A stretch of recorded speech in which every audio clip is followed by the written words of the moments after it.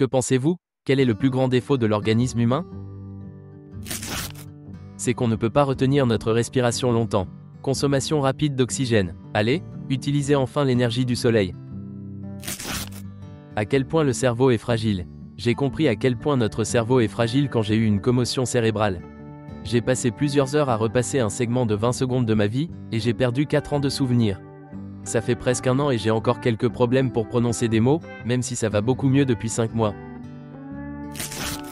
Quand j'étais à l'école, j'ai tapé ma tête contre une machine à rayons X et je me suis blessé au cerveau.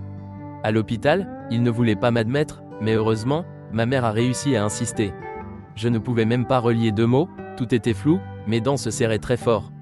J'ai dû passer un mois entier en complète isolation.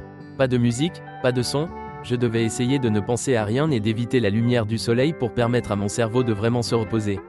Maintenant, 7 ans après le choc, j'ai encore du mal à retenir des noms, à me souvenir du passé, et en fait, je suis devenu assez distrait.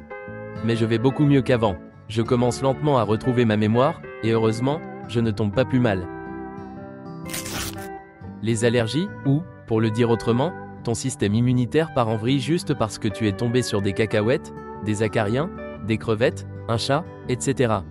Le système immunitaire, c'est comme une armée indisciplinée de mercenaires à l'intérieur de ton corps, elle peut décimer plein d'ennemis, mais parfois elle s'ennuie et commence à s'en prendre aux citoyens pacifiques. Sauf qu'on n'a pas cette armée quand on en a besoin. Pratiquement n'importe quelle maladie auto-immune. Le corps peut littéralement se détruire en essayant de se protéger. Réponse: d'accord, j'ai un lupus érythémateux systémique et la maladie de Crohn et j'explique toujours aux gens que mon système immunitaire est une bande de gamins de 3 ans qui ont trop mangé de sucre et qui essaient de débarrasser la table. Mon Dieu, ils essaient tellement fort qu'ils foutent tout en l'air. Il y a beaucoup de défauts, mais surtout la facilité avec laquelle les genoux et la colonne vertébrale se blessent. Ils sont pratiquement impossibles à guérir complètement. Après une blessure, ils ne seront jamais complètement rétablis. La prochaine fois, on devrait essayer des tentacules ou des chenilles de tank. Des tumeurs, des déchirures d'organes causées par des dysfonctionnements vitaux du corps. Beaucoup de choses liées à la grossesse. Les menstruations, kystes ovariens, et ce qui est aussi un problème, c'est que chez les femmes, l'urètre est si court et si proche du vagin et de l'anus. La proximité de la trachée et de l'œsophage.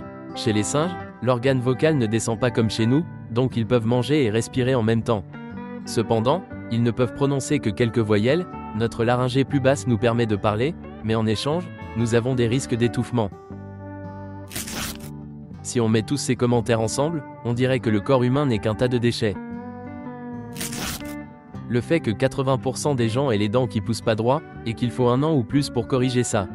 Réponse: en tant que personne ayant porté des appareils pendant 4 ans, je suis d'accord. Et en plus, vous devrez porter des retentions pendant un bon moment. Les dentistes recommandent de les porter presque chaque nuit toute votre vie. Si je m'essuie pas dans le bon sens, je peux pincer une infection qui va se répandre dans mes reins et me tuer. On peut contrôler notre vessie et notre sphincter, mais pourquoi y a-t-il pas de mécanisme pour gérer les règles? Et pourquoi nos règles peuvent pas se passer comme une sortie aux toilettes? On s'assoit 1 à 2 minutes par mois et c'est fait.